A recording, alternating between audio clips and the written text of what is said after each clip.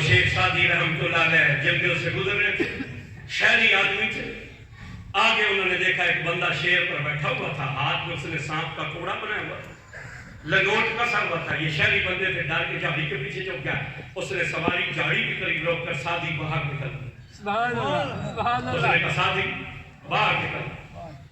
یہ باہر نکلے تو کانپ رہے تھے، اس نے کہا کام کر بھی ہے، کہنے لگے تو انسان ہے، جن ہے، پری ہے، کیا چیز ہے؟ ایک دشمن پر بیٹھا ہوا ہے، دوسرے دشمن کا تو نے کوڑا بنایا ہوا ہے۔ شیر بھی انسان کا دشمن اور سانپ بھی انسان کا، جو بولو تو صحیح، شیر بھی دشمن اور سانپ بھی۔ اس نے کہا ایک دشمن پر تو سوار ہے، دوسرے کا تو نے کوڑا بنایا ہوا ہے، تو انسان جن پری۔ انہوں نے کہا سعدی ہم انسان ہیں، ہم ایک عام سے۔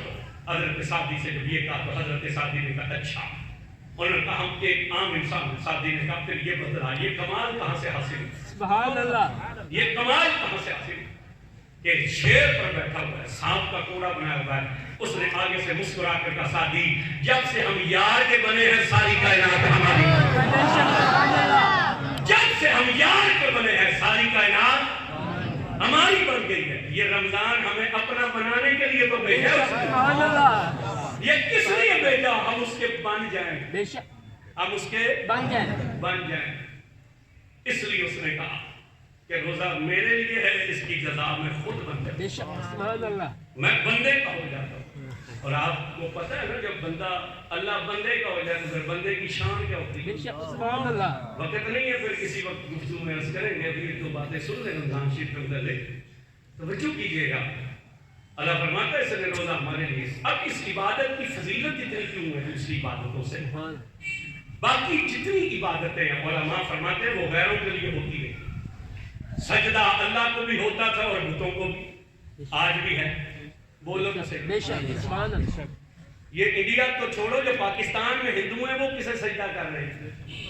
بتوں کو کر رہے ہیں۔ سجدہ اللہ کو بھی ہوتا تھا اور بولنا پڑے گا ذرا، اور بتوں کو بھی۔ یہ بدنی عبادت تھی، حج بدنی عبادت ہے، وہ بتوں پر میلے لگاتے تھے، ان کے میلے ہوتے تھے جو بتوں کی پوجا پاٹ کے لیے رکھے۔ آج بھی ہندوستان میں میلے نہیں ہوتے مندروں کے، یہ بھی مالی اور بدنی عبادت۔ سجدہ اللہ کو بھی ہوتا تھا، بتوں کو بھی ہوتا تھا، اور ہمارے ملک میں بھی یہ حالات ہے۔ آج تو وہ بتوں کے ساتھ مالی عبادت کرتے تھے، وہ بتوں کو سجدے بھی کرتے تھے، پھر مالی عبادت کرتے تھے۔ کیا مالی عبادت کرتے تھے؟ جب بچے پیدا ہوتے تھے اونٹوں کے تو وہ کیا کرتے تھے؟ جو بے عیب ہوتے تھے وہ بتوں کے نام، اور جو عیب والے ہوتے تھے وہ اللہ کے نام۔ پھر اللہ کی قدرت سے یہ ہوتا کہ جب وہ جوان ہوتے تو جو بے عیب ہوتے تھے ان میں عیب پیدا ہو جاتا، اور جو اللہ کے نام پر عیب والے ہوتے تھے وہ بے عیب ہو جاتے تھے۔ سبحان اللہ۔ تو پھر کافر کیا کرتے تھے؟ یہ قریش مکہ ان کو بدل دیتے، پھر بے عیب ادھر مالی عبادت بھی ہوتی، کھجوریں اعلیٰ قسم کی بتوں کے لیے، ہلکی قسم کی کر دے۔ ویسے ایسا نہیں انجی، ہاں آپ کھانا ہو تو مرغ پلاؤ، رفیق صاحب اللہ دے نا کے دن ہوئے تو بھی چھولے پا رہے کرتے ہم بھی یہی ہیں۔ آپ کھانا ہو تو مرغ پلاؤ، اللہ کے نام پر دینا ہو تو مٹر ڈال دو، چنے ڈال دو۔ میرے بابا جی حضرت بھی سید حیدر صاحب بیٹھے ہوئے تھے تو ایک بہت بڑے آستانے کے بزرگ آئے ملے، ساتھ خادم تھا، اس نے اٹیچی کیس پکڑا ہوا تھا، تو وہ بیٹھ گیا تو بابا جی مراقبے میں تھے۔ تھوڑی دیر بعد آنکھیں کھولی، اسلام دھوئی تو حال احوال پوچھا تو انہوں نے کہا کہ حضور اللہ کو کتنا تو ماننا چاہیے؟ یہ ان پیر صاحب نے بابا جی سے پوچھا اللہ کو کتنا تو ماننا چاہیے؟ یہ سن کے نا چپ ہو گیا، پھر مراقبے میں چلے گئے۔ اتنے میں باہر کسی نے آواز دی ہے کوئی خدا کا بندہ جو خدا کے لیے مجھے کپڑے پہنا دے، میرے کپڑے پھٹ چکے ہیں، کوئی مجھے اللہ کے لیے کپڑے۔ یہ سنا تو وہ صاحبزادہ صاحب اٹھے، ساتھ والے کمرے میں جا کے جو پہنے ہوئے تھے وہ اتارے، اندر سے اٹیچی کیس میں سے نیا سوٹ خود پہنا، جو پہنا ہوا تھا وہ اتار کر طے کی اور خادم سے کہا یہ باہر دے دو۔ جب خادم باہر لے گیا وہ واپس آ کے بیٹھے، بابا جی آنکھیں کھولی، فرمایا یہاں کسی نے کچھ پوچھا تھا، عرض کی میں نے پوچھا تھا اللہ کو کتنا ماننا چاہیے؟ آپ فرمایا بس اپنے بھی جتنا۔ انہیں کہا اللہ کو کتنا ماننا چاہیے؟ آپ فرمایا اپنے جتنا۔ انہوں نے کہا سمجھ نہیں آئی، فرمایا خود نیا پہن لیا ہے، اس کے نام پر پرانا اٹھا کر دے دیا ہے، کم از کم اپنے جتنا تو رب کو مان لیتا، اپنے جتنا تو رب کو مان لیتا۔ خیرات تھوڑی کر لو مگر ستھری کرو، جیسا بے مثل ہے خیرات بھی بے مثل ہو، ویسے تو نہیں ہو سکتی، کوشش تو کی جا سکتی، بولو ذرا، کوشش کی جا سکتی ہے۔ تو یہ باقی جتنی عبادتیں تھی یہ غیروں کے لیے ہوتی تھی، مگر روزہ ایک واحد عبادت ہے جو کسی غیر کے لیے نہیں ہوئی، یہ جب بھی ہوئی تو صرف اللہ کے لیے ہوئی، اس لیے اس کی شان رکھی۔ حضور ارشاد فرماتے ہیں کعبہ پیدا ہو کر اڑنے لگے، اڑتے اڑتے مر جائے، جتنا سفر وہ پوری زندگی طے کرتا ہے، جب کوئی شخص ایک نفلی روزہ رکھتا ہے جتنا سفر وہ کعبہ پوری زندگی میں کرتا ہے، اللہ نفلی روزہ رکھنے والے کو اتنا جہنم سے دور کر دے گا۔ اب یہ کعبے کی عمر کتنی ہوتی ہے تو یہ اندازہ آپ کو؟ ہزاروں سال کتنی عمر ہوتی ہے؟ ہاں بولیے آپ کو باقی پرندے مرے ہوئے نظر آئیں گے، یہ کعبہ مرا ہوا نظر نہیں آئے گا، بہت کم آتا ہے، کبھی 2 3 4 سال کے بعد اس کی ہزاروں سال عمر ہوتی ہے، ہزاروں سال۔ وہ عجائب الحیوانات میں تو انہوں نے لکھا کہ شاید آج کے زمانے میں آدم علیہ السلام کے زمانے کے کعبے موجود ہوں، ہزاروں سال اس کی عمر ہوتی ہے، ہزاروں سال پہ لگاتار اٹھتا رہے۔ حضور فرماتے جتنا سفر وہ کرتا ہے اتنا اللہ نفلی روزہ کرنے والے کو جہنم سے دور کر دیتا ہے، نفلی روزہ رکھنے والے کو۔ تو پھر سوچئے اگر نفلی روزے کا ثواب یہ ہے تو فرض روزے کا ثواب کیا ہوگا؟ آخری ایک حدیث سننے اور گفتگو کو سمیٹ دیتے ہیں کہ قیامت کا میدان ہوگا، اللہ بندوں میں فیصلے کر دے گا اور پھر جنتی جنت کی طرف چلیں گے۔ تو حضور فرماتے ہیں کچھ لوگ ہوں گے، کچھ لوگوں کو روک لیں گے، جب وہ روکیں گے تو ان سے پوچھا جائے گا تم نے کن کو کیوں روکا ہے؟ وہ عرض کریں کہ یا اللہ یہ وہ لوگ تھے جنہوں نے دنیا میں ہمارا حق کھایا تھا، جنہوں نے دنیا میں ہمارا حق کھایا تھا، ہمارا حق ان کے ذمہ ہے۔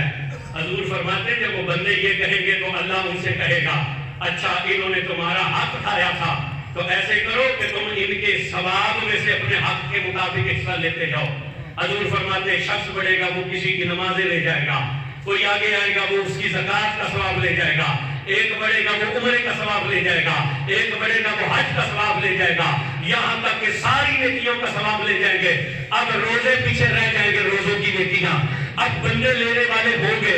حضور فرماتے ایک حقدار آگے بڑھے گا، وہ جب روزوں والی نیکی پر ہاتھ ڈالے گا نا تو اللہ فرمائے گا اس بنیاد دی اے میرے بندے رک جا، یہ کیا کرتا ہے؟ وہ کہے گا اس نے میرا مال کھایا ہے، اب اس کے پاس روزوں کی نیکیاں ہیں، میں اپنا حق وصول کرتا ہوں۔ حضور فرماتے جب وہ یہ کہے گا تو میرا رب کہے گا اے میرے بندے یہ روزوں والی نیکی چھوڑ دے، اس لیے کہ یہ روزے تو اس نے میری محبت میں رکھے تھے، یہ روزوں والی نیکی چھوڑ دے، یہ تو اس نے میری محبت میں، میں تجھے اپنے خزانے سے دے دیتا ہوں، میں تجھے اپنے خزانوں سے بدلہ دیتا ہوں، مگر یہ روزوں والی نیکی نہ لے جا، یہ تو اس نے میری محبت میں رکھی تھی۔ اب اس حدیث کا مطلب یہ بھی نہیں ہونا چاہیے کہ روزے بھی رکھی جاؤ تو لوگ کہتا ہاتھ بھی کھائی جاؤ۔ بیان کیا کیا کہ اس کی فضیلت کتنی۔ اللہ تعالیٰ ہم میں سے جو لوگ روزہ دار ہیں ان کا روزہ قبول فرمائے، جو نہیں رکھ سکے انہیں رکھنے کی ضرورت۔ بیٹھ جائے، ایک منٹ میں نے اپنی تقریر نہیں ختم کی، ایک منٹ بیٹھ جائے، اتنی جلدی نہ کریں۔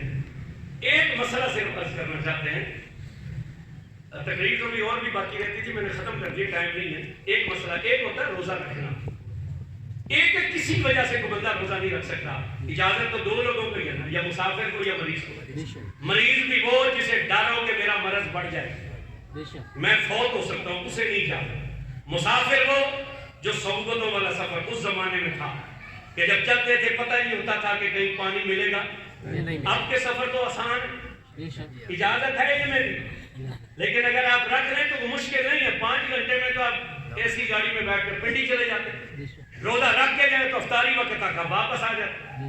یہ دو لوگوں کو اجازت۔ اس کے علاوہ خدا نخواستہ اگر کوئی بد نصیب ہے اپنی بد نصیبی کی وجہ سے روزہ نہیں رکھتا تو اتنی سی گزارش کریں گے، ایک ہوتا ہے روزہ رکھنا، ایک ہوتا ہے رمضان کا احترام احترام کرنا۔ کرنا، سبحان اللہ، اگر کوئی بد نصیب روزہ نہیں رکھ رہا تو کم از کم رمضان کا احترام ضرور کرے بے گا۔ شک، کھلے عام نہ سڑکوں پر کھاتا۔ ہمارے ملک میں ویسے کوئی حال نہیں، ہم نے پچھلے دور میں دیکھا تھا رمضان آرڈیننس نافذ کیا جاتا اور پتہ چلتا تھا رمضان ہے۔ جنرل ضیاء کے دور میں ہم نے دیکھا کہ پتہ چلتا تھا رمضان ہے، گانے بند، ٹی وی بند، فلمیں بند، اور اب تو پتہ ہی چلتا، کھلے عام سڑکوں پر کھا رہے ہوتے ہیں نوجوان لڑکے، اور بے شرمی کی انتہا کہ انہیں شرم ہی کوئی نہیں۔ ایک تو نے روزہ نہیں رکھا، اوپر سے تو رمضان کا احترام نہیں کر رہا۔ یاد رکھیے اللہ برائی کو معاف کرتا ہے مگر ڈھٹائی کو معاف نہیں کرتا۔ بے شک، اس لیے اگر کوئی بد نصیبی کی وجہ سے روزہ نہ رکھے تو کم از کم سرے عام